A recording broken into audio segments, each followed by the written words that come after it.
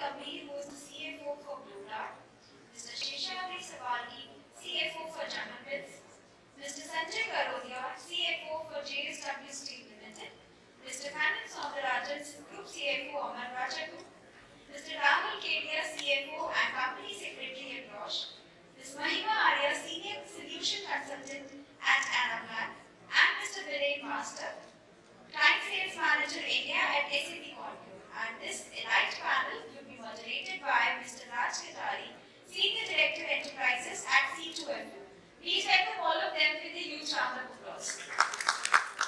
I want to introduce the panel, but we've got help from the organizer in terms of who's on the dais. I'm going to save ourselves for your time. I know we're running short.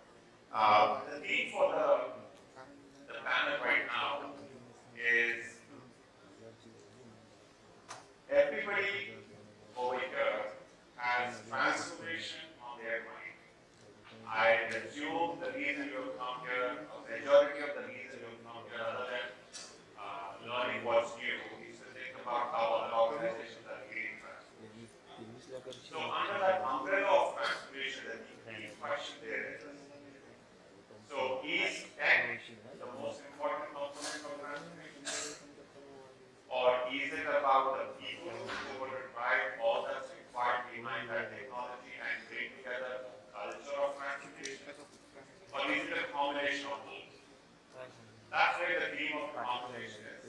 What I will do is, over the course of the next 30 minutes, given some of the questions that the audience have asked, some of the notes which have been put on the board over here, we've written down a bunch of questions. I would like to go one by one with the different panel members.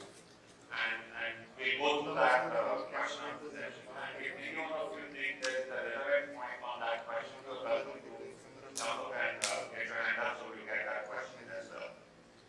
So just jumping in, one of the first questions I would like to bring up specifically with Mr. Kannan Soundararajan is, one fundamental thing is, so technology apart, people apart, what is some of the founding environment that is required in an organization? Let's call it culture. Let's talk about it as a governance foundation. Just to enable finance transformation or organizational transformation of any sort, in your perspective, what does that mean to the culture in that organization? What does that mean from a governance point? Thanks. Audible. It says that culture eats strategy for breakfast. Right. So we had lunch now. So I think very pertinent point, and I think we discussed, a lot of speakers talked about creating a sort of environment in which transformation is going to be a key success journey which we are going to undertake. I think I would say a few points for everyone. I think I mentioned something in the morning also. Basically, first is demystify that transformation is not going to impact adversely the people. I think the communication and the tone from the top is very, very important. And we said that again, senior management team, like including CFOs, CXOs, have to really make meaningful communication and really make it widely prevalent across the organization. Second is, I think, the democratization of the process and systems and the tools. So don't make it a complicated, investment in tool and then make it very complex for people to understand. So start with simple tools, make people to play around, succeed, fail, and so that's, I would say, the second aspect. Third is, again, give a positive reinforcement whenever people try and succeed, celebrate the success. Make it really make it simple, for the entire transformation to be successful. Last but not the least is really communicate that data-based decision making, objective sort of aspects in terms of the journey, what transformation we're going to go through. These are very critical for the business performance. So this has to link to the business performance, and people are being actually measured against that in a direct way or indirect way. So these 3-4 things I will go for. Thanks, Kannan. And just taking that concept ahead to one of the other questions which came up from the audience. This question is for Aneel. Can you, from your experience,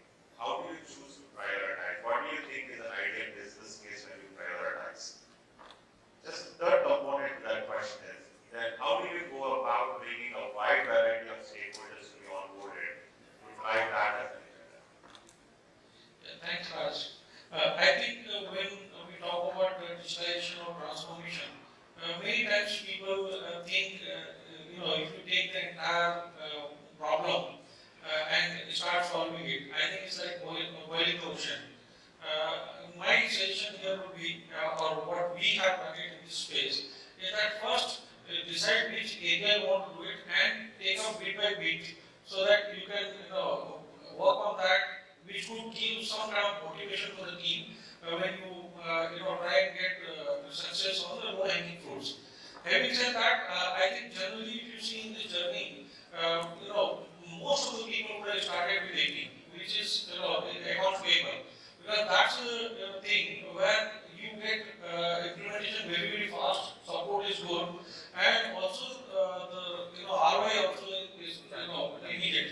It comes in a short period of time. So that's where one thing starts journey, and then from there, second priority would be like report to report, which is again in-house and can be controlled and easily can save a lot of efforts for the people within the organization. And that's how journey so forth one can continue with that. Very huge point here, or very important point which needs to be kept in mind, which Mani also spoke about, is on the involvement of stakeholders. I think right from top to bottom is Kannan mentioned from the top, which talks about that what is the objective, why are we doing it, what will we achieve by doing this project or by this automation. I think from there to onboarding stakeholders, be it the functionals or be it from within the department, because sometimes you find that some people would take as a tick in the box kind of exercise and believe that it's not going to happen, so just carry on with it or go with the flow. Rather than doing that, if they are involved right in the beginning, from the process point of view, from taking their suggestions into account, and even to the extent of telling them to lead it, take their suggestions, take their ideas, and start implementing that, or make them lead that small project. And that's where buying happens. From that perspective, I think onboarding not only from the other functional point of view, but from within your own team, if they have their heart and soul, and which will otherwise we can say ownership of the project, I think you can be rest assured generally project will be successful. They go out of the way to convince their colleagues who are working in other functions to narrate about the success they would see or the value addition will happen to their function. That's where I'm stopping. Thanks, Aneel. My next question is to Sheshadri. The question is really around, we talked a bit about it, this, the concept and how the ecosystem would be and the mindset would be. In your experience, in your thought track, could you cover any real examples of the work you've done, related to your general bits or some of the work before, of areas where you have led finance management, exactly what was done? And how do you see the interplay of tech and people coming to light up to take that action? Thanks. So let me give a bit of context and then I'll share an example. So, as I said, 50% of sales enterprise business is B2B business. We sell to bakeries across India. One of the things which we realized during pandemic is pretty much bakery shutdown. We did have the demand impacting a lot in terms of our business. The choice which we took was to accelerate transformation projects, specifically within this portfolio.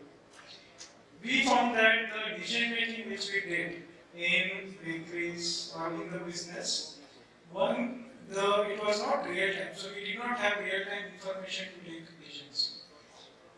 Second, in terms of, so when a particular seller goes to a bakery, he would actually not have too much of information in hand in terms of what is, so in previous month, which are the products, which are the SKUs, chocolate, vanilla, which are the SKUs which this particular bakery has purchased.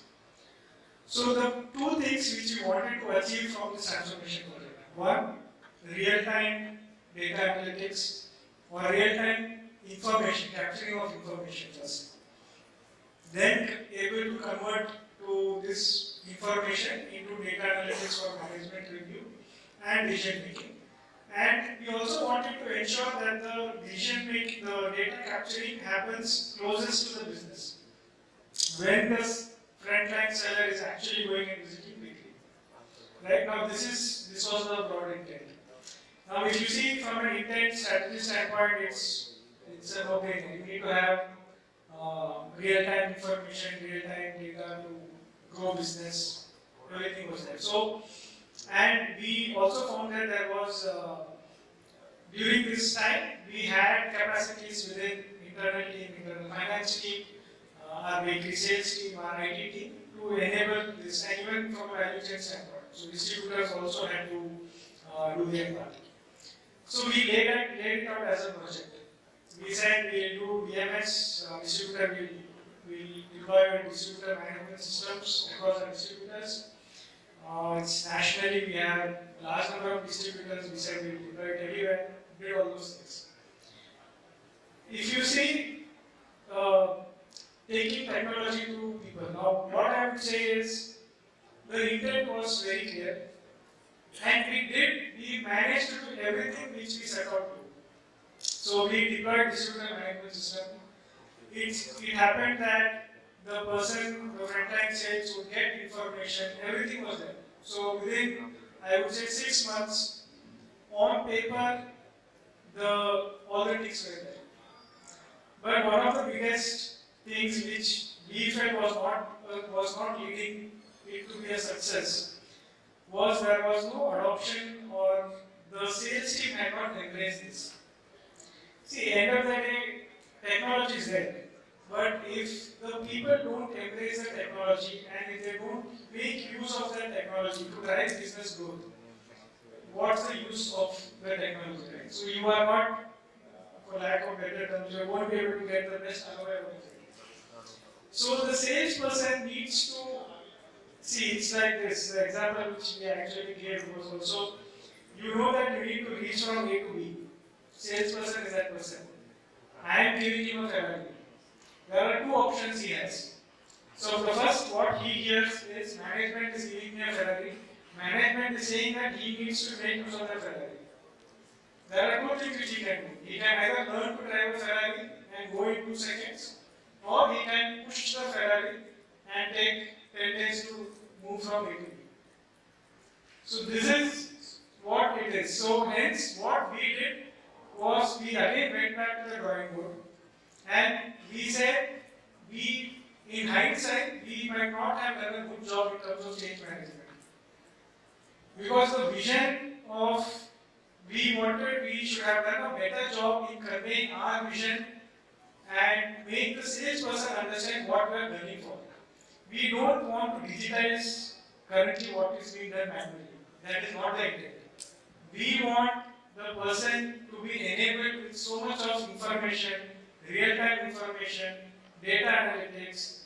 For example, we want him to know when he's entering into a bakery that last month the same bakery purchased vanilla chocolate and other SKUs. Now he has only purchased vanilla. That type of information. So once he is enabled with that, when he goes into the bakery, he will make that sale. He will convert it. But then he needs to understand that is the reason why we want to invest, why we are doing this transformation. Not because the reports we want to digitize it, we want to set up a target and we want to measure that. That is an outcome. Maybe that's a lag indicator, that's not a lead indicator. So what I have seen across experiences, one of the biggest barriers of transformation projects becoming successful is how it is embraced and adopted by the people to whom it is designed for. Generally, you will see the leadership have a vision of the business, have a vision of where the direction is headed. They decide that this is the capability which is required for the business to become say 2x in 5 years. But then that has to be translated at a ground level to the sales, to any organization, to finance, to sales, to supply chain, any organization. Only when they embrace it, you see a full, you see success and you see an ROI. Thank you, Sesh. just moving forward in the interest of time, Mahima, question for you.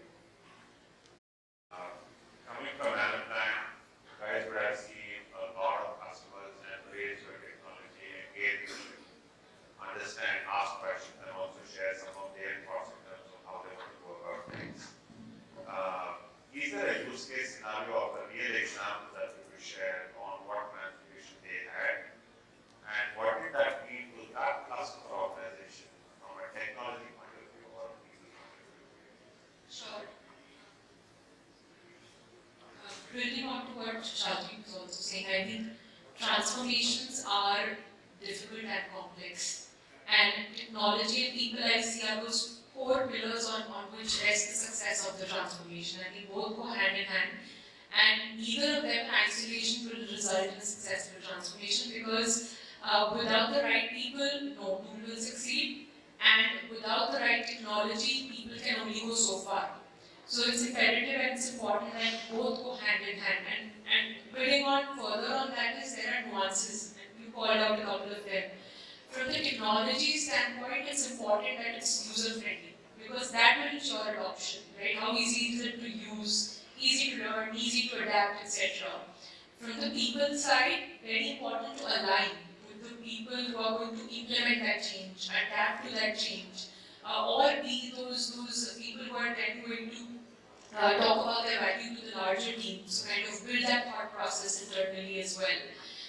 Sharing a couple of the transformation journeys that we've seen at some of our customers. So one of the largest food chain service companies in India, and thinking about their transformation journey and their success, I think it was important and a critical element of their success was both these factors, technology and people.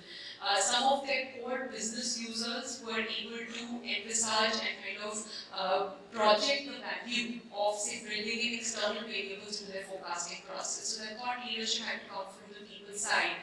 And then from a technology standpoint, Anaplan then built the best-in-class AI capabilities onto the platform, but in a user-friendly manner. So that ensured adoption and that ensured the success of the project for them. Thank you. Moving forward, this question is for Rahul. Rahul, in our talk, we talked about Roche being a fairly advanced stage of where you think your transformation priorities are, and that you're already in an advanced stage of making that happen. Right? And then we talked a bit about digital, a combination of physical people and digital engagement. Can you share any learnings in that space which could be relevant in the field? Yes, so Roche, we kicked off the transformation before the COVID.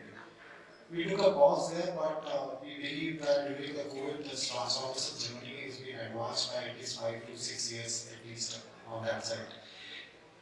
And when we started this, it started at a global level for the entire organization. So 156 countries it got started, and the first thing was for the finance team to start with. The first ask for me as a leader of finance in Asia, and 4 or 5 of CFOs in Asia we have to address is that first open communication to our team that transformation was anyway happening, there is nothing to fear about, and we explain that what is the transformation we are looking at. We are looking our own people, specifically full-time employee, FTE, to focus only on business, and the transactions and all other can be outsourced or automated. So we were not looking out as optimization of FTEs, but looking out the more productive delivery from our own people. So first thing we got it done is that we got the confidence of our own people, and then we started this. And here I would say we also explained them and we gave them empowerment to decide what to automate. So during the whole day we have heard about a lot of finance related processes which is to be done. So they were given all AP related process, T&E, everything is outsourced or automated, so our own people doesn't spend time on that. We spend time on generating real-time insights, and the 3 I concept on which we work. Idea is that insight generation, then influence our stakeholder and generate the impact. Impact is something which we measure. So we are in Roche, so we want to see what impact on patients are we doing. What is the survey of the patients, whether they are happy with us or not. And being a finance guy, we can always generate that what's the sale upside or not. Yes, during COVID, all the pharmaceutical and healthcare had a big run out there. But yes, that was an inorganic kind of thing. If I look upon organic, whether we are doing good or not. And that's where the finance people have also been asked to get into the suits of the sales and marketing. And that is something that transformation that we are just not happy by generating certain reports and leave it on sales to analyze it. No, generate the report, walk with them into the field, go to the customer, meet them, convince them, and get the business done. And when we ourselves did it, I personally say when I went into the market and meet the needs of the hospital, it was not an easy task, but they were to equip us ourselves with a lot of knowledge. And I think the way we are moving forward, it is helping a high retention ratio. Because at a certain level, we find that attrition is less than 1% in our core finance team, which is commendable in this time where job opportunities are just all over. People are not moving out, and here we have told them we need a physical approach not only in our products but in our overall approach. So we need people to be physically present in the right place in driving the business, and also it helps us to drive the strategy of going local to global. So people sitting in India are doing work for Europe and also like markets like Australia and Japan. And that's something like a value adding. And I think that's something in our overall transformation, the broad horizon has been provided to everyone in finance, and that's quite enriching. Thanks, Rahul. I'd like to move forward to Sanjay. The question to Sanjay really is, at JSW, JSW is this massive conglomerate, complex organization. You talked about a little bit of transformation that you guys have done. Could you give one or two real examples of what you guys have prioritized and why you have prioritized it, and what was your experience? Thanks, Raj. Though I am representing JSW Steel, I am CFO for their Gujarat facility. They have multiple facilities, as Raj explained. JSW is a conglomerate, and their biggest flagship business is steel, and they have many verticals across pan-India as also globally. So far as this finance transformation at Gujarat facility is concerned, having acquired it, I needed to transform the finance function and also across different operations, which would involve implementation of ERP, SAP, outsourcing of business, staffing, training, which in any acquisition is only to be expected. Together with this, there would be reorientation of the existing staff and also integration of different processes and systems with the mother company, which is JSW Steel. Now, what I would like to share with you is a window or a visibility that I bring from the ground level. There is a facility or factory having say 1 million ton of finished product, and there are certain systems and processes which are not integrated, and there are different machines and data which has to be integrated. Now, when you are championing this particular finance transformation exercise, naturally you would experience that there would be resistance, there would be people who would not be coming along, and the experience that I had was that though it's started, it's far from complete, and it's likely to take further few quarters before the entire exercise will get completed. We need to bring everybody around and together on this exercise. And some of the people you would identify are a must to be part of your entire team. And you take a seat back and allow them to come to the fore and take the credit for the entire integration and for the entire process transformation. Because in a mature steel industry kind of processes, there are certain identified costs and processes which you have to get on top of, and data segregated, and you have to bring them together to make sense of. And there are fuel costs,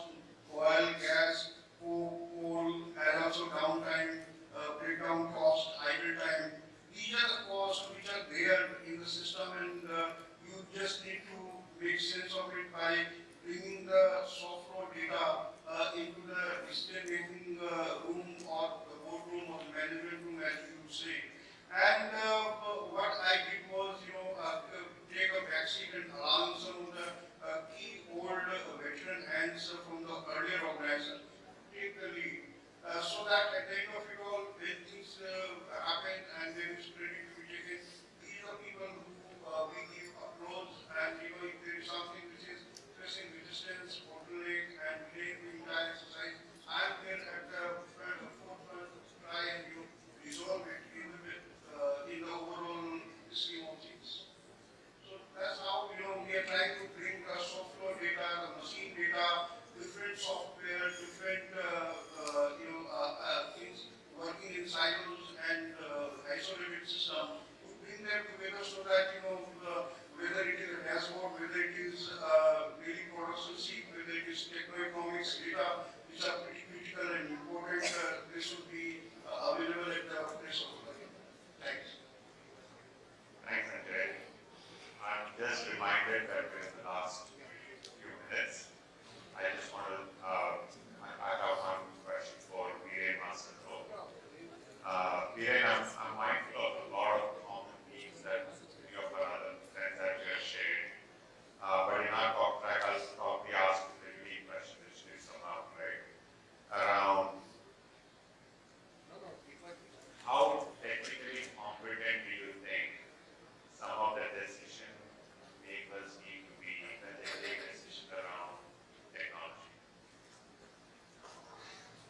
So, I know that this is a forum for finance professionals, but yeah, this is very close to my heart in terms of when we are talking to the decision makers, what is the language which we are talking to them? I have known many CFOs who probably go ahead and outsource their technical discussions to their either juniors or their CIOs. What happens is that they are alienating themselves from an important part of that discussion as to what is it that that platform or that business objective needs, and whether a particular platform is able to go ahead and satisfy that. Hence, a meaningful discussion can happen if the CFOs tend to take a bit more interest in the technology. I know of a few finance professionals, chartered accountants, been in the finance function for some time. Right now, after many years, are CIOs in that company. Okay, 3,000 crore company, one of our customers, their CIO is a chartered accountant. That is his interest and his passion which has got him there. I'm not saying that he's an inspiration for everybody here. But the point is that if the CFOs tend to understand the nuances of technology a bit, I believe that they will look at technology in a very different manner, probably not as enablers, not as partners, but even drivers. So for example, it's not only about the cost, but it's also about the implementation. It's also about, what will it take to go ahead, is it future ready or not? All of these things, they will be able to better understand if they understand from their experience of discussing about different technologies. So I think it is very important that at least they are able to talk, or at least understand that language, if not talk, but at least they are able to understand technology. And I salute those finance professionals who have taken that extra effort to go ahead, and I genuinely believe that they are in a better position and in better control of their own business objectives, and are looking transformation in a slightly different manner. Thanks, Biren. Again, in the interest of time, these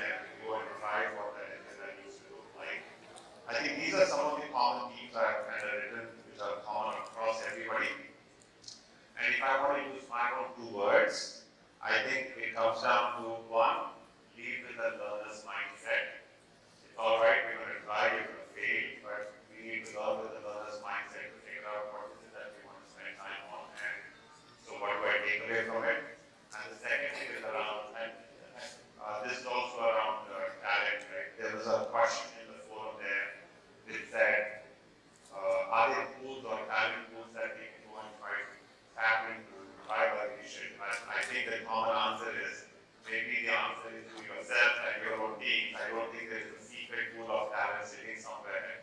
That secret source is going to come and solve for what you want. That secret source is you and your team.